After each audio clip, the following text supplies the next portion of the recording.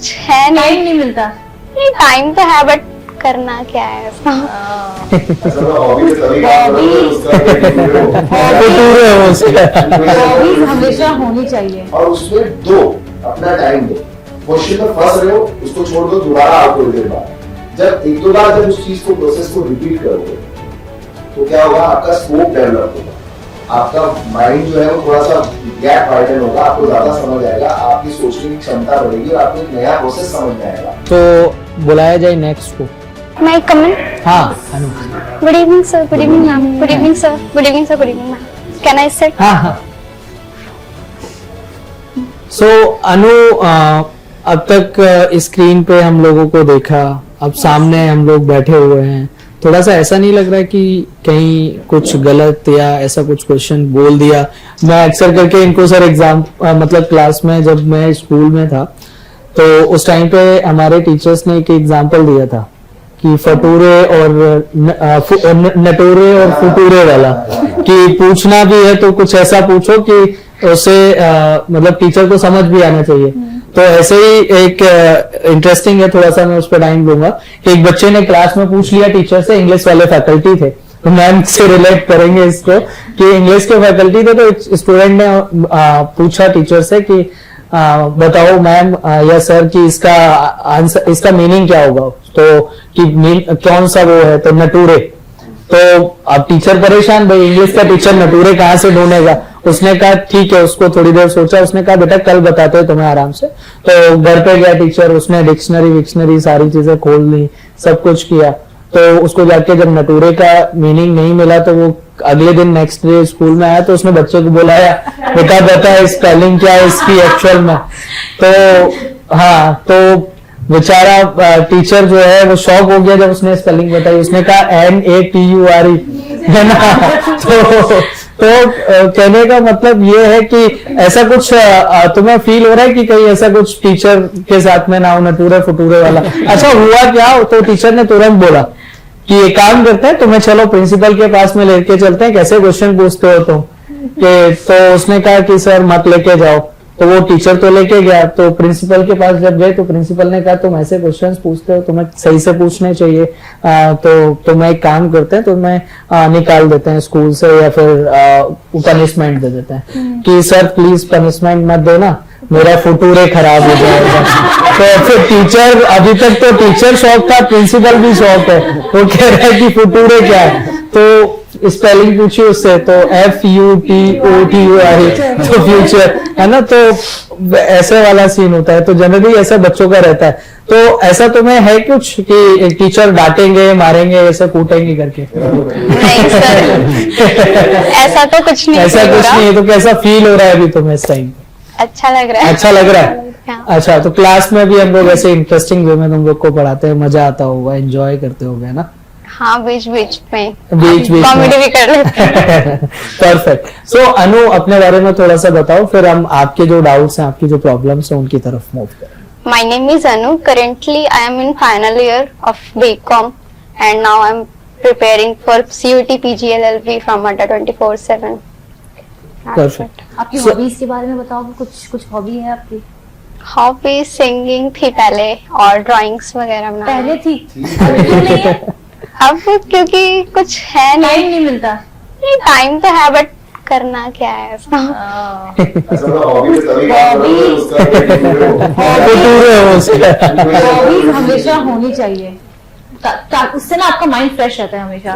पढ़ाई की 2 घंटे, अब कुछ करने का मन नहीं, एक ड्राइंग बनाते छोटी सी। अब ये वाला काम मैम एंजाइटी और स्ट्रेस पे बहुत अच्छे से आप काम लोगों ने करता पता नहीं नोटिस किया कि नहीं किया, मेरे टेबल पे वो जो पैड रखा रहता है उसमें मैं हमेशा बनाते रहती हूँ, कुछ ना कुछ ड्राइंग बनाती रहती हूँ। जब भी ऐसा लगता है कि थोड़ा सा स्ट्रेसफुल हो रहा है, ड्राइंग बना लो छोटी सी। नहीं, वो तो कभी कभी कर लेते हैं, बट ऐसे career as a career pursue नहीं कर सकते ना उसको। परफेक्ट। सो अनु, आपका स्टडी अब प्रिपरेशन कर रही हो ना, पेड बैच में भी हो, तो जनरली चाहे वो यूट्यूब का बच्चा हो, पेड क्लास का बच्चा हो, डाउट्स सभी के होते हैं, प्रॉब्लम सभी को आती हैं। सो आप इस टाइम पे ऐसी कोई सब्जेक्ट स्पेसिफिक प्रॉब्लम है आपकी, या फिर कुछ आपको ऐसा लग रहा है कि मुझे ये वाली प्रॉब्लम है, इसका सॉल्यूशन मुझे मिल जाए, सो यू कैन आस्क। बस मेरे को क्वांट्स में ही प्रॉब्लम क्वांट्स में प्रॉब्लम हाँ क्योंकि जब सर करवाते हैं क्वेश्चंस उस टाइम तो सॉल्व हो जाते हैं, मतलब ऐसा नहीं है कि समझने में प्रॉब्लम आती है, बट ना बाद में जब मैं रिवाइज करने बैठती हूँ तो वो सॉल्व ही नहीं होता। हाँ ये चीज सर होती है, ये यूनिवर्सल प्रॉब्लम कह सकते हैं हम। क्योंकि ये जनरली होता है, बच्चा ये कहता है कि क्लास में तो हो रहा है, उसमें कॉन्फिडेंस भी आ रहा है, लेकिन बाद में खुद से करने बैठते फिर क्यों नहीं होता है? तो ये इसका रीजन है माइंडसेट का प्रोसेस। जब आप क्लास में करते हो तो आपके साथ एक इंसान होता है जो हाथ पकड़ के आपको चला रहा होता है, आपको रास्ता दिखा रहा होता है, कहीं आप रुकते हो तो आपको नजरिया दे रहा होता है, और आपके अंदर एक थॉट प्रोसेस डेवलप करता है कि ऐसे सोचना है, सवाल का उत्तर सिर्फ फॉर्मूले या डेटा के नहीं निकलेगा। आपका थॉट प्रोसेस डेवलप होना बहुत जरूरी है कि भाई अगर इस क्वेश्चन एग्जामिनर ने क्वेश्चन पूछा है तो उसके पीछे उसका माइंडसेट क्या था जिसपे मुझे सोचना है और आंसर निकालना है। जब आप अकेले प्रैक्टिस करने जाते हो तो वो थॉट प्रोसेस क्योंकि डेवलप नहीं है, आप उस करेक्ट निष्कर्ष तक निकल नहीं पाते हो। तो आपको कुछ नहीं करना है, जैसा कि मैंने पहले भी कहा है बेटा, जब आप प्रैक्टिस फेज में हो तो प्रैक्टिस फेज में आप एक्सेप्ट करके चलो मैथ्स में खासा टाइम लगेगा। तो आप एक दिन में अगर मैथ्स पढ़ रहे हो, साथ में आप इंग्लिश भी पढ़ लो, या साथ में आप जीके भी पढ़ लो, या लीगल भी पढ़ लो, या कंप्यूटर भी पढ़ लो, कोशिश करो अवॉइड करो। आप मैथ्स पे आज अगर फोकस्ड हो तो मैथ्स ही पढ़ो सिर्फ, और उसमें एक ही टाइप का क्वेश्चन उठाओ, एक ही टाइप का चैप्टर उठाओ, और उसमें दो अपना टाइम दो। क्वेश्चन में फंस रहे हो उसको छोड़ दो, दोबारा आओ थोड़ी देर बाद। जब एक दो बार जब उस चीज को प्रोसेस को रिपीट करोगे तो क्या होगा, आपका स्कोप डेवलप होगा, आपका माइंड जो है वो थोड़ा सा गैप वाइडन होगा, आपको ज्यादा समझ आएगा, आपकी सोचने की क्षमता बढ़ेगी और आपको एक नया प्रोसेस समझ में आएगा। मैं कितना भी कोशिश कर लूं, फॉर दैट मैटर कोई भी फैकल्टी कितना भी कोशिश कर ले, रामानुजन साहब खुद आके अगर आपको मैथ्स पढ़ा दे तो भी जब तक आप वो एफर्ट नहीं डालोगे वो नहीं मतलब रीजनिंग में तो ऐसा नहीं होता, बाद में क्वेश्चन सॉल्व हो जाते हैं, उसका रीजन है बट क्वांट्स के नहीं होते हैं। There is a very basic difference between the two. Reasoning is a very small part of it. Reasoning, मैं जब पढ़ाता हूँ रीजनिंग तो हमेशा बच्चे को कहता हूँ रीजनिंग पढ़ाने की आपको जरूरत है ही नहीं। आपको एक्चुअली टीचर की जरूरत रीजनिंग पढ़ने के लिए नहीं है, आपको टीचर की जरूरत उसको कम टाइम में पढ़ने और सॉल्व करने के लिए। रीजनिंग एक ऐसा कॉन्सेप्ट है जो एक दिमाग की एक्सरसाइज है और वो हर कोई कर सकता है, उसके लिए कोई प्रायर सब्जेक्ट नॉलेज की जरूरत नहीं है। आप किसी भी, मैं 6-7 के बच्चे को अगर रीजनिंग का पेपर लेके 3-4 घंटे लेके बैठा दूंगा तो वो सॉल्व कर लेगा, लगभग 80% क्वेश्चंस कर लेगा, राइट। तो फिर रीजनिंग क्यों पढ़नी है? रीजनिंग पढ़नी है टाइम कम करने के लिए, तो रीजनिंग डुएबल है। मैथ्स में आपका एक्स्ट्रा थॉट प्रोसेस जाएगा, उसको डेवलप करना जरूरी है, वो एक स्किल है, वो स्किल सेट जब तक आप सीखोगे नहीं। अब ये वही वाली बात होगी कि मैंने आपको आज बिठाया, मैंने आपको बोला बेटा आप 18 साल के हो गए, एक काम करो, गाड़ी की ड्राइविंग सीट पे बैठो, स्टीयरिंग व्हील होता है उसको पकड़ो, ये क्लच है इसको लगाओ, ये ब्रेक, ये एक्सेलरेटर है इसको छोड़ो, इसको दबाओ, ब्रेक डालो, गियर डालो और गाड़ी चल जाएगी। अब आप जब खुद चलाने जाओगे, सर मेरा एक्सीडेंट हो गया, मुझसे तो नहीं चली गाड़ी, आपने समझाया तब तो समझ आ गया, पर जब चलाने गई तो नहीं चली, क्योंकि वो स्किल नहीं। मैंने आपको थियोरेटिकल नॉलेज दिया है, प्रैक्टिकली उसको सॉल्व करके दिखाया, मैं खुद गाड़ी चला के आपको दिखा रहा, तब तक आपको सब इजी लग रहा है। But when you start driving, you have to put in those extra hours, and that is when that skill will be developed. And the day that skill will be developed, जिस दिन वो click हो गया, तुमको लगेगा हाँ यार ये मुझे समझ आ गया। उसके बाद उसके जैसा कोई भी क्वेश्चन आ जाए, कभी नहीं फंसने वाला।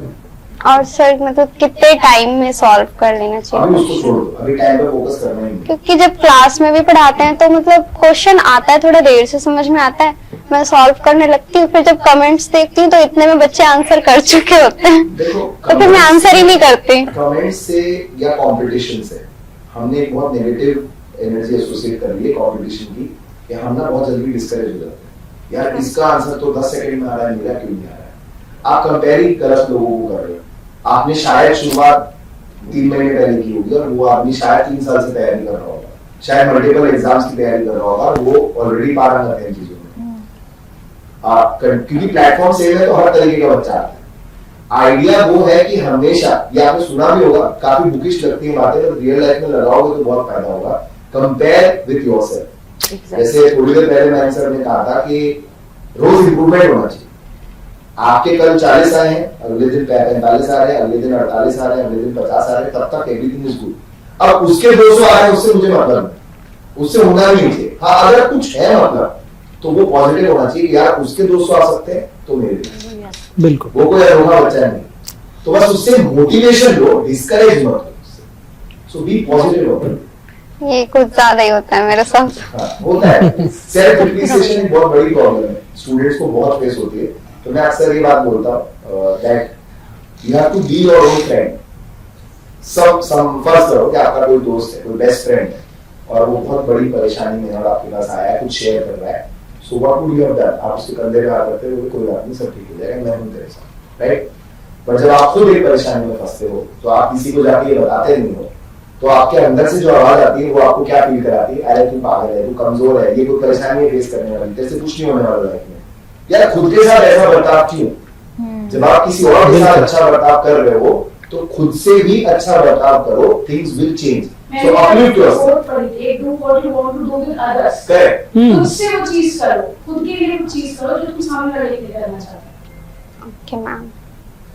और मेरा मयंक सर से भी क्वेश्चन है, जैसे कि सिलेबस तो कंप्लीट हो चुका है और आप जो नोट्स देते हो क्लास के बाद में, तो वो नोट्स इनफ है या फिर कुछ और भी मतलब पढ़ना है उसके बाद?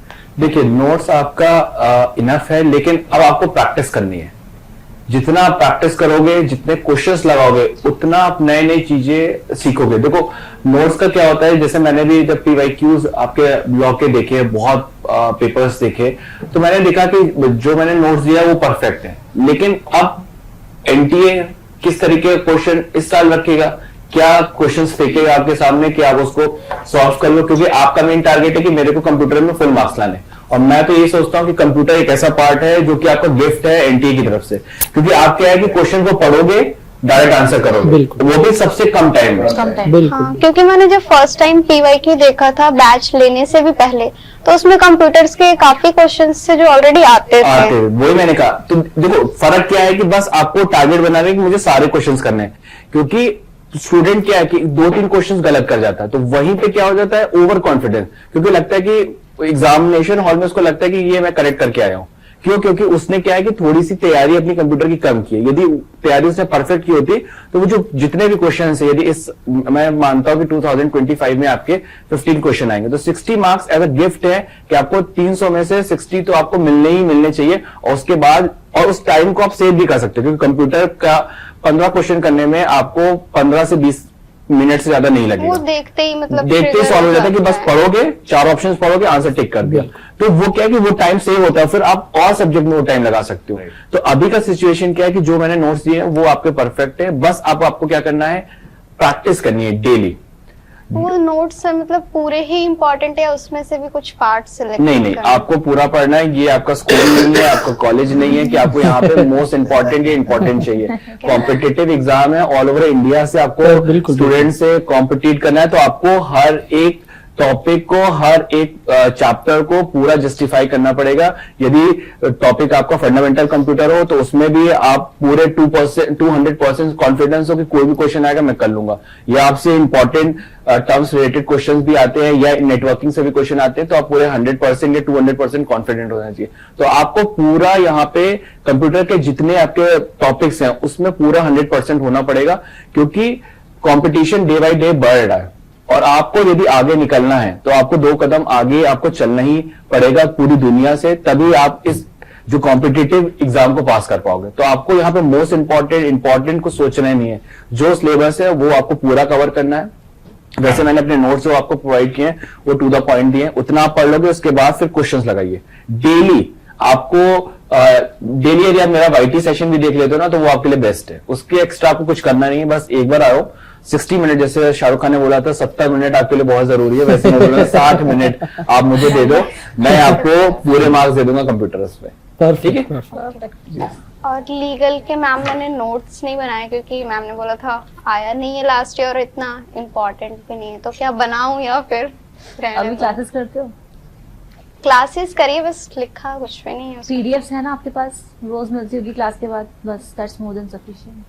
लीगल क्योंकि जो करंट से रिलेटेड होता है बस वो रोहित सर कवर करवा देते हैं। तो बाकी करंट लीगल अफेयर्स में पढ़ाती भी हूँ बैच में, तो आप वहां से क्लासेस देखी नहीं है। हाँ, कोई बात नहीं, निकिता मैम पीडीएफ्स तो मिल लेती हैं जाएंगी classes। आपको, पीडीएफ्स मिल जाएंगी आपको सारी जितनी भी क्लासेस हुई है अभी तक, तो बस दैट्स मोर देन सफिशिएंट। क्योंकि कुछ लॉ के जैसे कंपनी लॉ और बिजनेस लॉ वगैरह पहले भी पढ़ा हुआ है मैंने, तो और BNS वगैरह, तो ठीक है, इट्स फाइन, दैट्स फाइन। और तो ऐसा कुछ डाउट नहीं है। करंट अफेयर्स सर बोलते हैं डेली पढ़ो, तो वो रिवाइज होता रहेगा, याद हो जाएगा, तो वो याद हो जाता है। मतलब ऐसे याद नहीं रहता सर क्वेश्चन, मतलब करंट अफेयर में क्या था, बट जब रिवाइज करने बैठते हैं तो फर्स्ट वर्ड देखते याद आ जाता है, हाँ ये वाली न्यूज थी। बिल्कुल। तो एग्जाम में भी मतलब याद आ जाएगा कि नहीं आएगा? बिल्कुल आएगा, बिल्कुल। अभी ये चीज नहीं लगेगी तुम्हें, जो चीजें जितनी भी, चाहे वो कोई भी सब्जेक्ट हो, चाहे वो इंग्लिश हो, चाहे वो क्वांट हो, चाहे रीजनिंग हो, या फिर लीगल हो, या कंप्यूटर हो, जीके, करंट अफेयर्स हो, जरूरी नहीं है कि केवल हम उसको पढ़ लें, एक बार पढ़ लें और उसके बाद में हम जाके एग्जाम दे दें तो 100% वाली स्कोर कर पाएंगे, या 90% जो भी करेंगे वो ऐसा पॉसिबल ही नहीं है। रिवीजन जो है ना वो बहुत क्रूशियल रोल प्ले करता है आपकी प्रिपरेशन में, कि कोई भी सब्जेक्ट को रिवीजन मस्ट है, रिवीजन होना ही होना चाहिए। अभी तो मतलब वो नोट्स मैंने बनाए हैं, मुझे लगता है इसलिए मुझे याद आ जाता है मैंने क्या लिखा था यहाँ पे। हाँ। बट एग्जाम में अगर कुछ डिफरेंट नहीं, तरीके से नहीं, पूछा हुआ और मैं भूल जाऊं, मुझे ऐसा लगता है। सब चीजें उसी से आएंगी, डोंट वरी। अभी जब मॉक लगाने बैठोगी तो आपको कॉन्फिडेंस आएगा। अभी मॉक लगेंगे और आप प्रैक्टिस करोगे तो आपको डेफिनेटली कॉन्फिडेंस आएगा। मेरे को बस वही प्रॉब्लम लगती है कि क्वांट्स बाद में होता नहीं है, और करंट अफेयर का लगता है मैं भूल जाऊंगी सब कुछ, इतने सारे न्यूज़ में। नहीं, ये थॉट प्रोसेस है, ऐसा कुछ भूलने वाला कुछ होता नहीं है। सब्जेक्ट का डर नहीं है, ये अंदर जो कॉमन डर है, बस ये डर को अगर ओवरकम कर लोगे तो ये सब अपने आप normal बस वो अपने आप को पॉजिटिव रखना है, हमेशा पॉजिटिव एटीट्यूड, पॉजिटिव माइंडसेट के साथ में रहना और अच्छे से रिवीजन करते रहना बस। ओके सर, ठीक है। और कोई सच क्वेश्चन? कोई डाउट नहीं है मेरा। और किसी से कोई क्वेश्चन? नहीं। ठीक है। और एक मैम से क्वेश्चन है। अच्छा। मैम सीढ़ियाँ चढ़ के आती है, चढ़ के जाती है, तो मैम आप एक्टिव नहीं हो या फिर इतना ज्यादा फिट कैसे? नहीं, अड्डा की ऑफिस में आप आई तो आपने भी मुझे बताया कि आपने भी 7th फ्लोर पे सीढ़ी स्टेयर्स चढ़ के आई। 7th फ्लोर तक चढ़ के तो आए, बट आते आते थक अच्छा, गए। मैम का डेली का है, मैम डेली स्टेयर से ही आती हैं, स्टेयर से ही जाती हैं।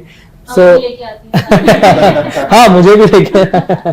सो मैम क्या है इसका राज, पूछ जिम है। वगैरह ये जाते मुझसे हो? डर है या फिर एक्चुअली फिटनेस के लिए है ये? सर मेरे को लगता है कि we shouldn't be dependent on anything, like हमें टेक्नोलॉजी पे क्यों डिपेंड रहना है? वो तो अभी बनी है ना, और हमने बनाई है ना। तो जब हमने उस टेक्नोलॉजी को बनाया तो हम खुद से क्यों नहीं वो सेल्फ काम कर सकते? तो एक्सरसाइज करो, योगा करो, मेडिटेशन करो, पॉजिटिव रहोगे, चेहरे पे एकदम ग्लो रहेगा, माइंड सेट भी एकदम पॉजिटिव रहेगा और जिंदगी में सक्सेस हासिल करेंगे। मैम मेडिटेशन के टाइम तो नींद आ जाती है। मतलब आपका मेडिटेशन सही हो रहा है। अगर नींद आ रही है मतलब मेडिटेशन सही हो रहा है। मारुत सर के अकॉर्डिंग।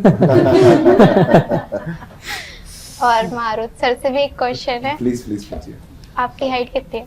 ये तो सर मुझे भी जानना है। नहीं मैम, वो तो बस दिखने के लिए ही है, तो ये तो माँ बाप की देन है। ये चीज हुई है। अगर हम लोग साथ में खड़े होते हैं तो हम ऐसे लगते हैं, सर ऐसे लगते हैं। तो सर आज बता ही दी जाए कि आपकी हाइट क्या है? हाइट देखो, मैं यूजुअली राउंड ऑफ करके कभी बताता नहीं, जो एक्यूरेट नंबर है, मैथ्स का टीचर हूँ तो एक्यूरेट डेसिमल डिजिट तक बताऊंगा। It is 6 foot 3.5 inches. So that has been my height for quite a long time. 6 foot 3.5 inches. 3.5. 3.5। Oh my God. मतलब कुछ लोग बोलते हैं ना 6'4" है, ऐसा नहीं, राउंड सर ऑफ कभी करके आप नहीं। टकराए हो 5 फुट वाले दरवाजे से? अभी ऐसा तो कुछ आया नहीं। जिंदगी झुकना सिखा देती है तो 5 फुट के दरवाजे के ऊपर भी झुक जाते हैं, कोई दिक्कत सर नहीं। बस थोड़ा सा हाइट और ब्रेन ट्रांसफर कर सकते हो? ये माँ बाप की देन है, वही लोग ट्रांसफर कर सकते हैं। हमारी तो 5 फुट भी नहीं है सर। कोई बात नहीं, इससे तो height doesn't matter. Height doesn't matter. Matter करती है मैम, फिर सब चिढ़ाते हैं। बहुत ज्यादा लंबे हो जाते हैं तब भी चिढ़ाते हैं। एक डायलॉग उनके सामने बोलते ना, मैं अपनी फेवरेट हूँ, बस वही कह के जीत सकते हैं। बस नहीं मैं बहुत ऊपर चल जाऊं, फिर कोई नहीं चढ़ाएगा। अच्छा, तो ऊपर ऊपर सक्सेस वाले रास्ते।